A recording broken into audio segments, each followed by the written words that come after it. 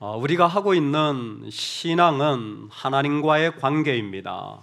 이게 중요한 이유는 하나님과의 관계는 이 땅에 살아가는 모든 삶의 관계와 바로 연결되어 있기 때문입니다. 즉, 우리가 어떻게 가장 고상한 가치, 가장 최고의 가치를 세우느냐에 따라 그 나머지 가치와 삶은 자연스럽게 정리되어지는 법이죠. 갈라디아서는 그렇게 하나님과 관계를 맺는 방식으로 사람들이 취했던 할례라는 것을 집중적으로 다룹니다. 이방인이더라도 할례를 받으면 그것은 하나님과 좋은 관계를 맺을 수 있다라는 어떤 사람들의 생각이 점점 많아지고 있었습니다. 편리하고 그리고 누구라도 인정할 만한 방식이지만, 그러나 그 속에는 그리스도를 신뢰하고 의지해야 된다라는 중요한 가치가 사라지기 때문에 상당히 큰 어려움이 있었습니다. 그래서 그 공동체에 갈라디아 서신을 통해 하나님과 관계를 맺는다고 하면 어떤 이전에 있었던 방식이 아니라 바로 그리스도 예수를 믿음으로 나아가야 된다는 것을 권면하고 있습니다. 야고보도 하나님과의 관계를 맺는 방식을 설명하고 있습니다. 거기에 하나를 들자면, 할례처럼 사람들은 또 다르게 하나님의 율법을 완성하는 방식으로 선택적 순종이라는 것을 해나갑니다. 우리 모두가 좋아하는 방식이죠. 다 하기보다는 내가 할 수 있는 일부를 함으로 우리는 지켰다, 완성했다, 이루었다라고 생각하는 것이었습니다. 내가 이 부분은 했으니까 비록 다른 부분은 하지 못한다고 할지라도 나는 믿음으로 살아가고 있다라는 마음의 생각을 할 수 있는 것 같습니다. 그때 야고보는 그런 회중들에게 율법 가운데 하나를 범하면 모든 것을 다 범한 것이 되지 않겠느냐.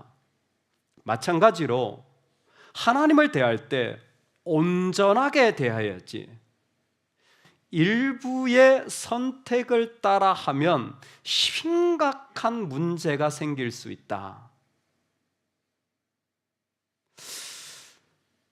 충분히 이해를 하면서도 아니 어떻게 온 율법을 따라간다라는 겁니까? 그건 어렵지 않습니까? 차라리 선택적으로 하는 것이 실리적이지 않겠습니까?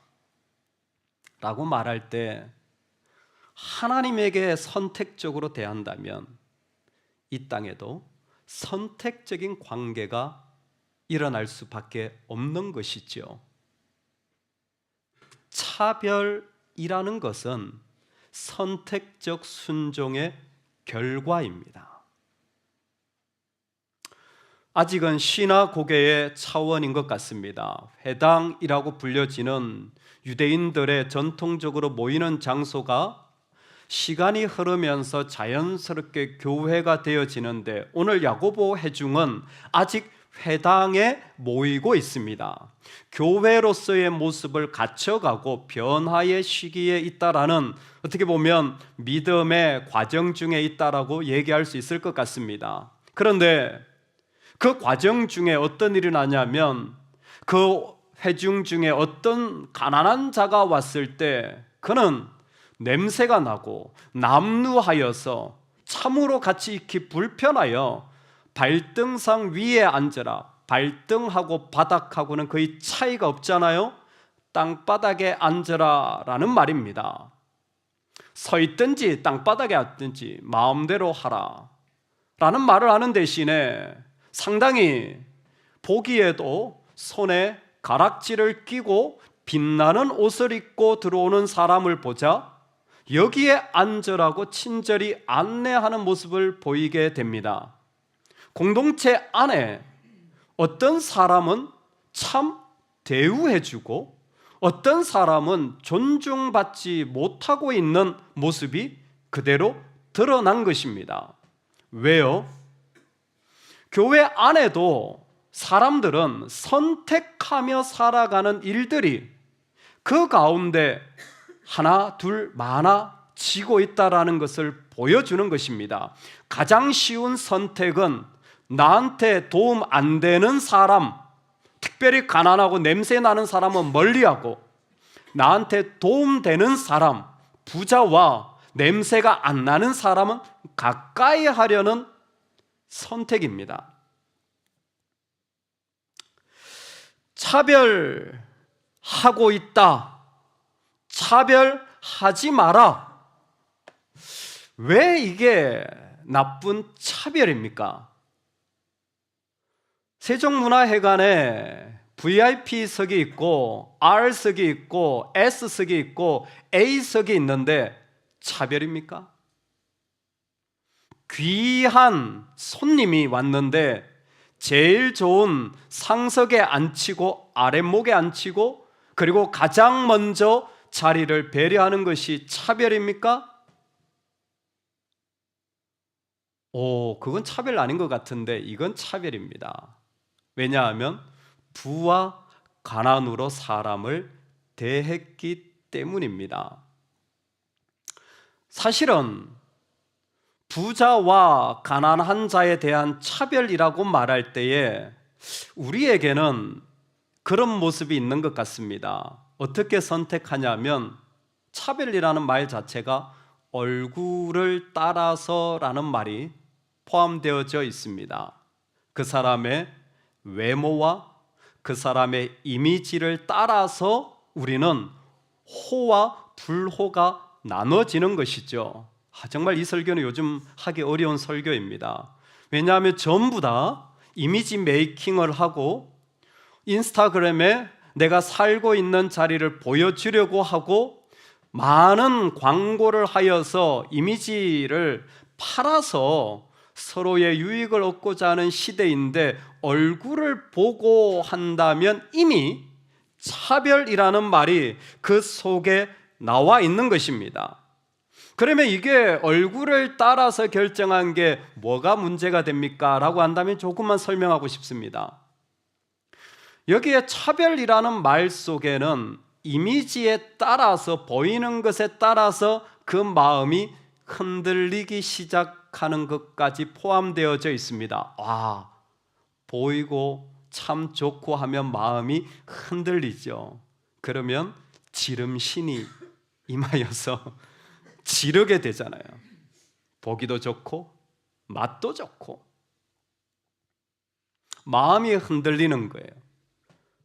마음이 흔들리는 것을 야고보서에서는 똑같은 말로 의심한다라고 표현하고 있습니다. 바람이 이렇게 불면 저렇게 가고 저렇게 불면 저렇게 가는 의심하는 사람이에요. 이렇게 가고 저것도 좋고 저것도 좋고 할 수 있잖아요. 그런데 그 안에는 마음이 갈라져서 하나님께도 충성하고 또 다른 것에도 충성하려는 인간의 본성이 드러나기 시작한 겁니다.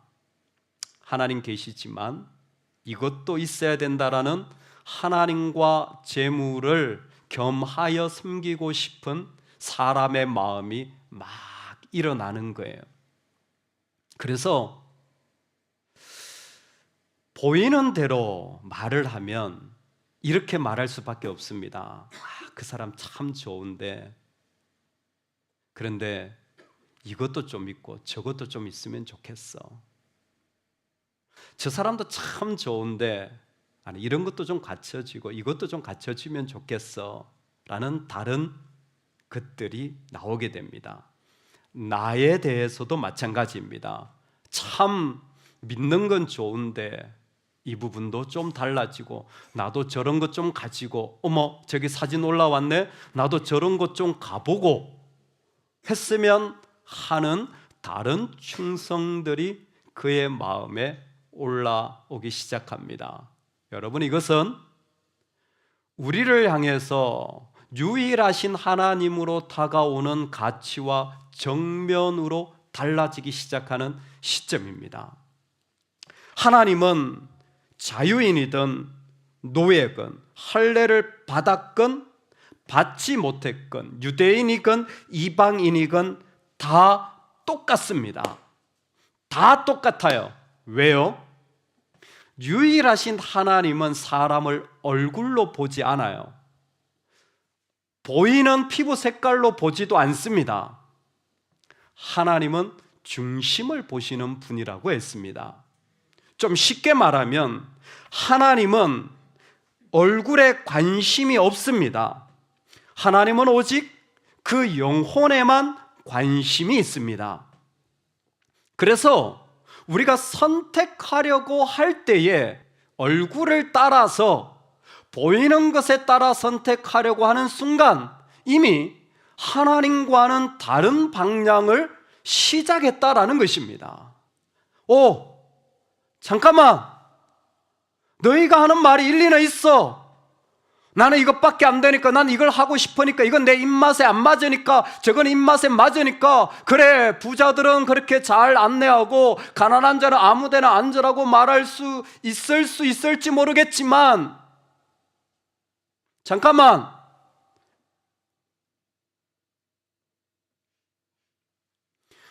영광의 주 곧 우리 주 예수 그리스도에 대한 믿음을 너희가 가졌으니, 딱 하나예요. 믿음이라고 하는 것은 주님이 우리에게 하셨듯이 하나밖에 없어요. 믿음의 대상은 오직 예수 그리스도입니다. 내 마음이 좀 위로받고 내 어려움이 극복되고 나도 저런 것 좀 가지고 내 입맛이 좀 살아나고, 아니 저 사람이 저렇게 좀 달라지고 이런 환경이 저렇게 변화되면 그러면 나는 하나님을 섬길 거야. 다른 주를 섬기고 계신 겁니다.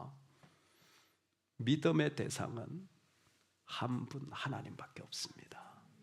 내 마음이 충성할 방향도 한 분 하나님밖에 없습니다. 야고보는 너무 놀랐어요. 어떻게 너희의 입맛이 나올 수가 있지? 다 입맛이 있잖아요. 문 밖에 나가면 화려한 옷을 입은 자들 기사 계급입니다. 그들은 당연히 영주로부터 로마 황제로부터 수많은 땅을 가지게 되므로 부유해졌어요. 반면에 가난한 자는 옷조차 없기 때문에 씻을 그 대안의 옷도 없습니다. 냄새가 날 수밖에 없고 그들의 삶은 달라지지 않아요. 누구나 사람의 기호라는 게 있지 않습니까? 그런데 있잖아요, 믿음이 있는 백성이라면 달라집니다. 우리에게는 하나님에 대한 맛밖에 없어야 되지 않겠니? 그게 믿음이 아니니? 나는 그 믿음을 그래서 이렇게 얘기하고 싶다. 예수 그리스도에 대한 믿음. 예수님 제가 아는데요, 예수를 아는 것이 아니라 영광의 주를 알아야 된다. 그래서 얼굴이 아니라 영광입니다. 너무 선명한 거예요. 얼굴이 아니라 영광이야. 너의 식견과 견해와 너의 입맛이 아니라 영광이야. 믿음은 영광의 주를 고백하는 것이야. 그 관계로 돌아와야 돼. 그게 이 땅을 회복하는 주님의 방식이었어.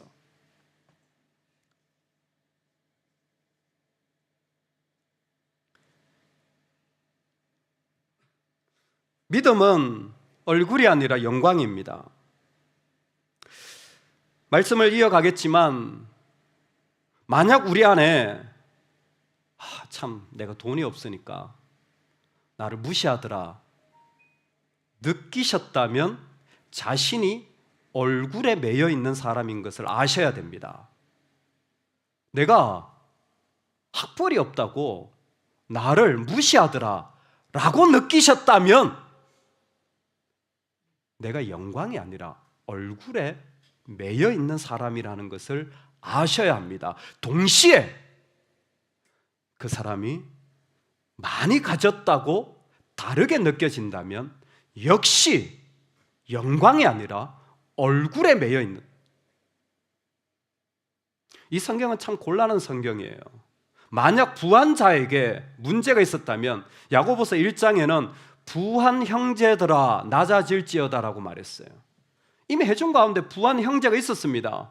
그리고 하나님은 그 사람들도 자신의 자녀라고 얘기를 했어요. 얼마나 곤란한 상황입니까? 만약 이 말씀이 부와 가난을 나누었다면 부한 자들은 그 회중에 있지 말아야 됐죠. 여러분 아세요? 아브라함이 거부였다라는 사실.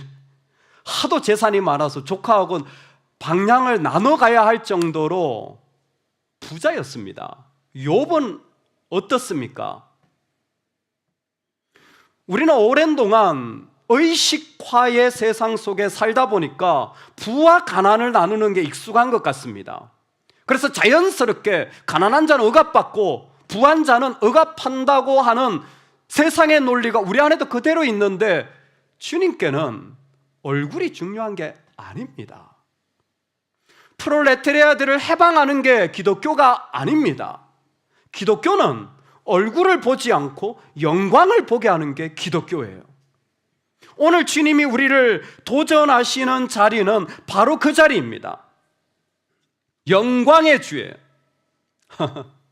구약에서는 간단했습니다. 하나님이 임재하시면 영광이었어요. 성소에 하나님의 영광이 있다, 하나님 임재하신다는 거였습니다. 근데 예수 그리스도가 오시고 이 영광이 직접 이 땅에 오셔서 그분이 자신이 영광이 되셨을 뿐만이 아니라 그분을 믿는 자들마다 영광스러운 모습으로 예수를 닮아가는 자로 초청하고 계십니다.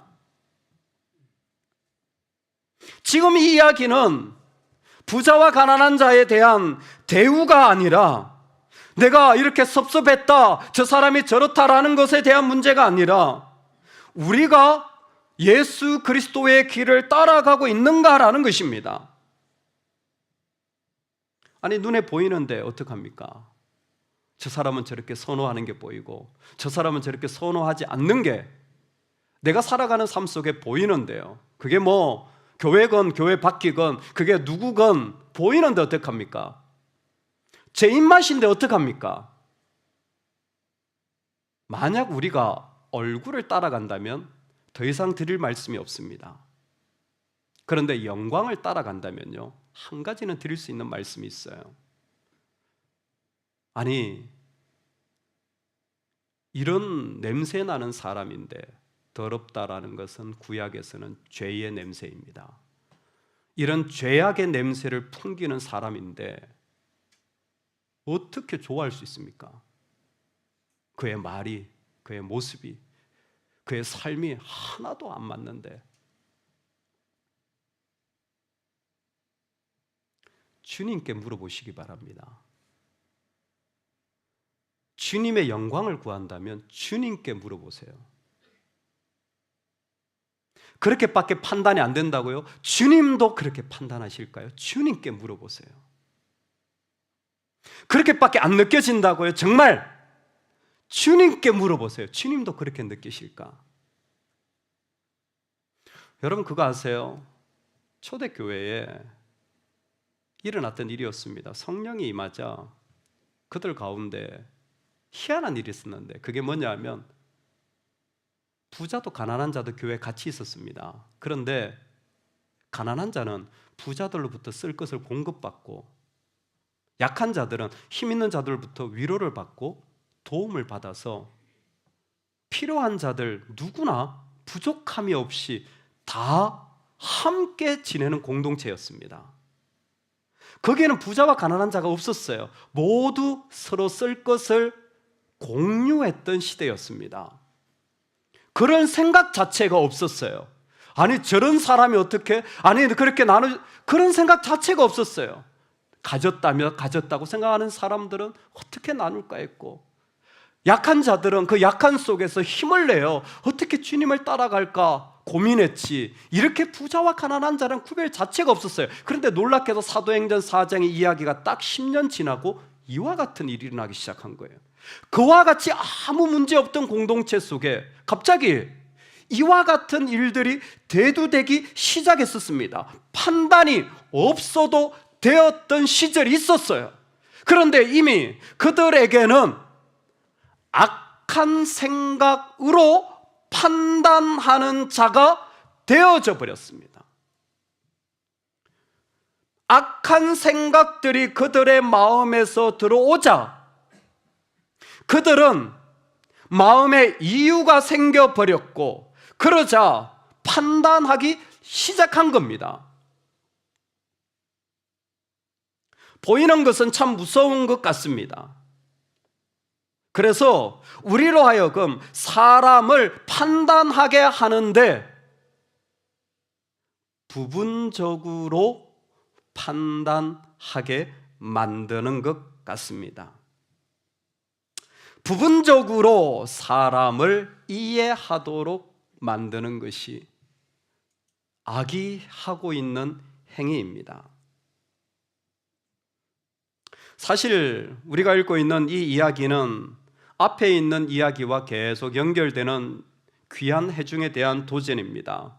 왜 이런 선택적 믿음이, 입맛에 맞는 믿음이 자기들 안에서 판단하는 일들이 편만해진 공동체가 되었나? 이전엔 그러지 않았는데 1장에 가만히 보니까 22절에 듣기만 하고 자신을 속이는 자가 되는 영적인 어려움에 빠져 있는 것을 말씀해 주고 있습니다. 듣기만 하고 그 다음 자신을 속인다라는 것이 덧붙여서 정의하고 있습니다. 즉 듣고 실제로 하지는 않는 거예요. 여러분, 이게 이들 속에 일어나고 있는 일이 뭐냐면 내가 한 부분으로, 내가 들은 것으로 전체를 생각하고 있다는 거예요. 나는 하지 않으면서도 들었으니까 나는 알아. 나는 들었으니까 나는 이만큼의 삶이 믿음이야. 아니, 내가 한 이 부분이 만약 하게 되면 다 했다 라는 생각을 하는 것이 사람 안에 있는 것 같아요. 듣고 행동이 없다라는 말 속에 놀라운 부분이 있었습니다. 부분만 해놓고 우리는 전부다라고 말하는 거예요. 부분만 알면서 다 안다라고 말하는 거예요. 내가 한 것만 보고 나는 전부를 했다고 말하는 거예요. 놀랍죠? 우리에게 그 마음이 있는 것 같아요. 그것이 우리를 하나님이 판단하지 않으시고 우리에게 다가오시는데도 불구하고 우리는 이미 입맛에 따라 다 판단해버린 그리스도가 우리에게 주신 믿음과 너무 달라져 버린 거예요. 다 알지 못하는데 우린 다 안다고. 사실 그렇게 하지 않으면서도, 자신도 그렇게 살지 않으면서도 우리 안에는 이미 입맛이 강하게 일어나고 있더라는 거예요.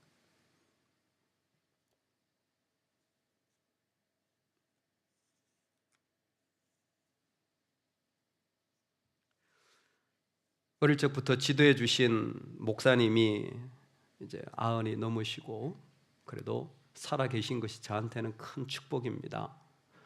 저도 목사지만 목사님이 계시다라는 게 제 개인적으로는 인생의 큰 축복입니다. 자주는 아니지만 가끔씩 전화를 드리게 됩니다. 얼마 전에 전화를 드렸더니 사모님이 받으세요. 참 그 늘 미소가 가득하신 사모님인데, 전 목사님 반가워요. 그리고는 첫 번째로 몸은 좀 어때?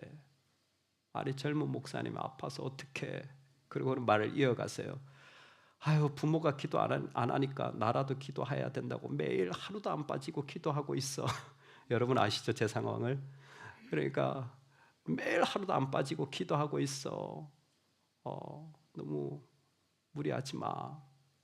그리고는 목사님 바꿔줄게요. 그럼 목사님, 우리 목사님 항상 웃으시면서 정 목사, 어떻게 지내? 잘 지내?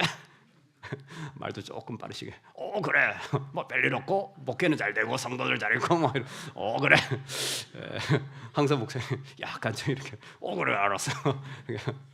근데 우리 목사님의 설교 스타일도 그러세요. 설교 스타일도 말씀도 자 오늘은 몇 장, 몇 장 찾아보시기 바랍니다. 또 몇 장 몇 줄 찾아보시기 바랍니다. 또 몇 장 몇 줄 한 성경 한 20구절 찾아야 말씀이 끝나요. 오늘 말씀이 뭐였지 하면 하나도 그렇죠. 예전에는 참 은혜가 됐는데 지금 생각하면 목사님 왜 말씀을 이렇게 전하시지? 근데 습관이 되셔가지고 그래 전 목사 내가 사도행전 13장 그 40몇 절 한번 봐봐. 성도는 항상 모든 일에 은혜가 돼야 된다 그랬어. 은혜가 있어야 돼. 뜬금없이 목사에게 성경 구절을 내밀고 이 구절 알지? 모든 일에 은혜가 있어야 돼. 근데 있잖아요. 저는 너무 그게 은혜가 되는 거예요. 성경 구절 던져주시는 게 너무 도전이 되고 저 전화기 뒤편에서 이렇게 소리가 들려요. 사모님의 소리. 목사님! 아니 똑똑한 목사가 성경 모를까봐 또 성경 얘기한다. 좀 하지 좀 마. 자 뒤에서. 근데 저는 어떤 심정이냐면 사모님 아니에요. 저 몰라요.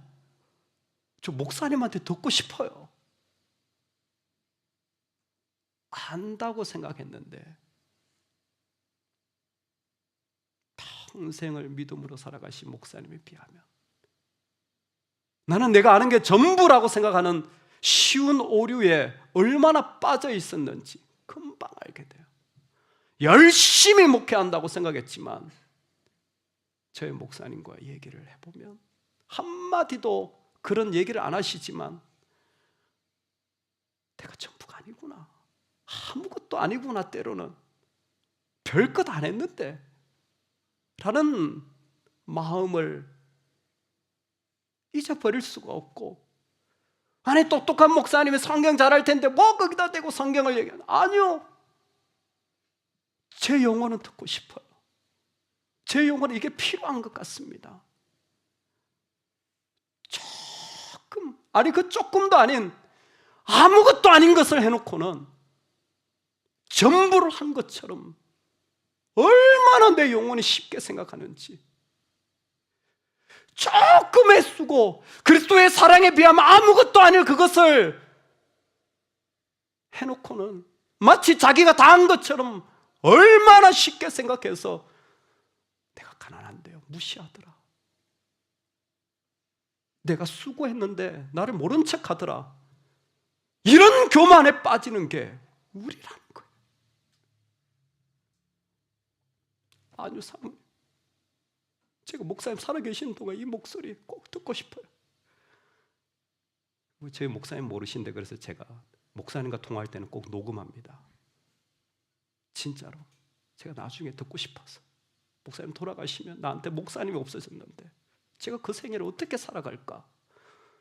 목사에게 당연히 제가 목사니까 목사로 살겠지만 저도 목사님이 계시면 좋겠거든요.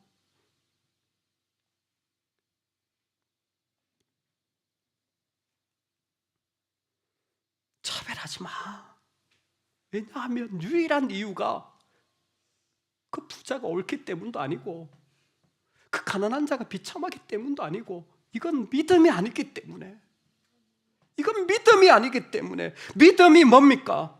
8절에 성경에 기록된 대로, 성경 전체에 기록된 대로 영광의 주님이 자신을 성경 속에서 보여주십니다. 그 온 율법을 10절에 보여주셨고요, 이건 자유의 율법이었으면 마지막으로 긍휼이었습니다.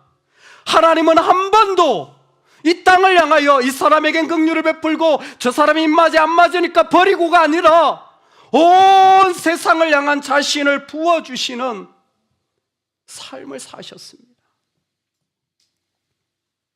우리가 살아가야 될 삶에 만약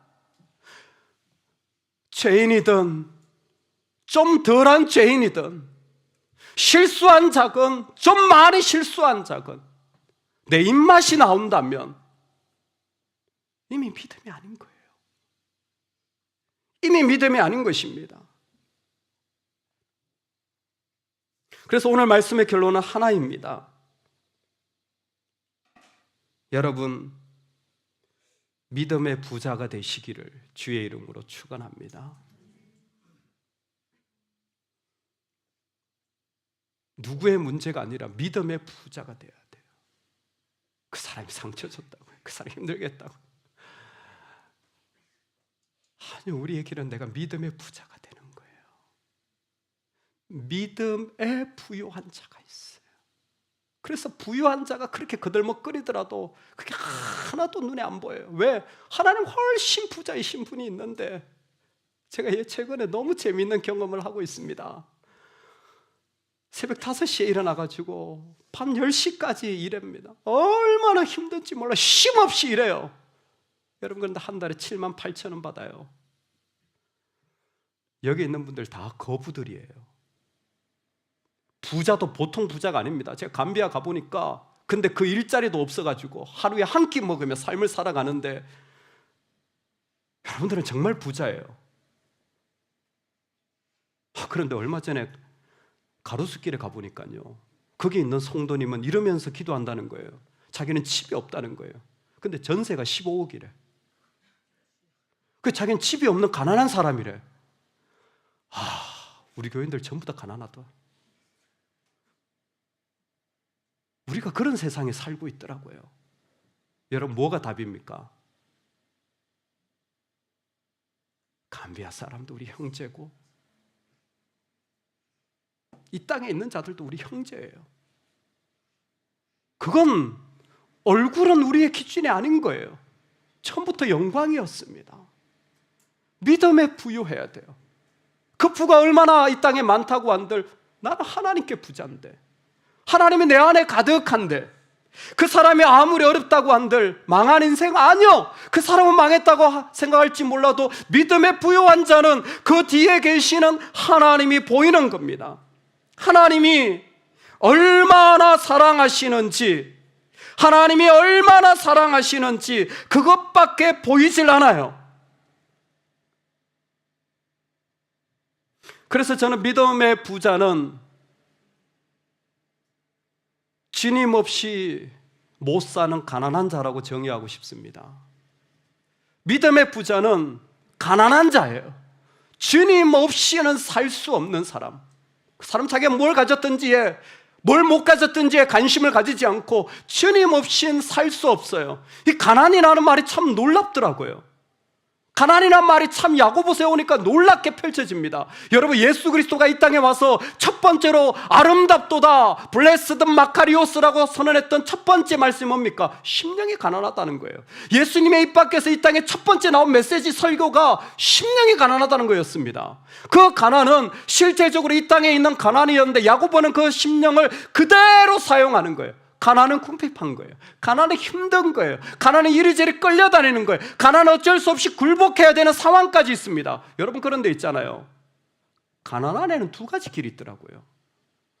그게 뭐냐면, 어쩔 수 없이 끌려다녀서 비참한 사람도 있고, 어쩔 수 없이 굴복해야 되기 때문에 주님의 길로 가는 사람도 있더라고요. 아니, 가난이란 단어 자체가 그래요.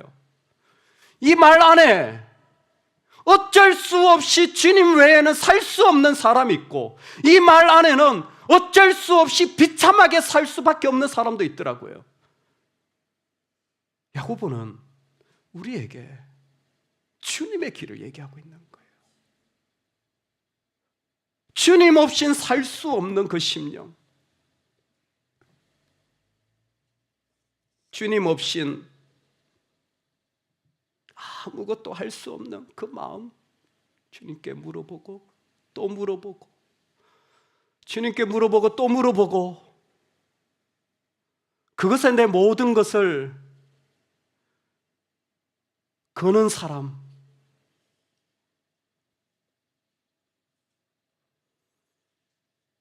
내 주님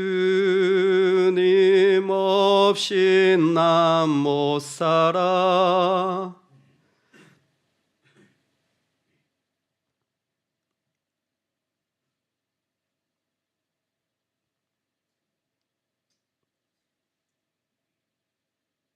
내 주님 없인 안 돼. 닷없는 배처럼 흔들려 주님 없인 난 못 살아. 예수, 오 예수,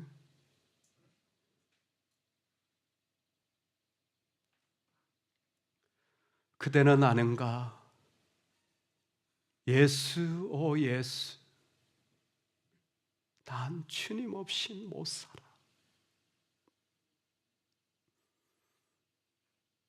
하나님은 우리 없으면 못 사신대요. 토요일 새벽기도 말씀에 말씀하셨어요. 하나님 우리 없으면 못 사신대요.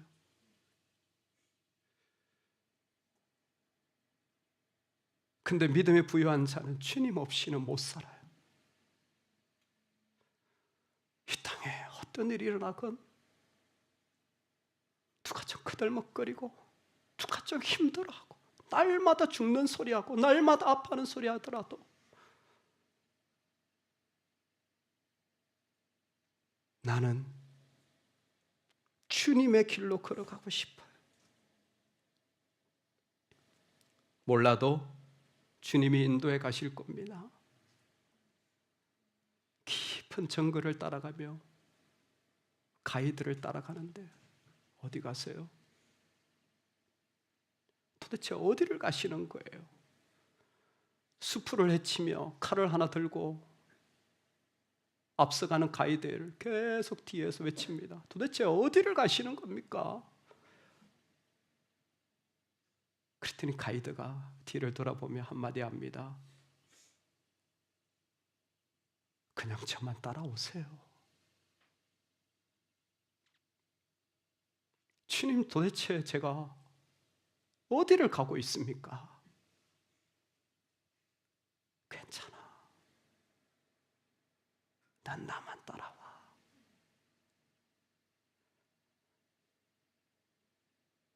얼마 전 새벽 기도에 제 마음에 깊이 주신 도전이었습니다. 넌 나만 따라와.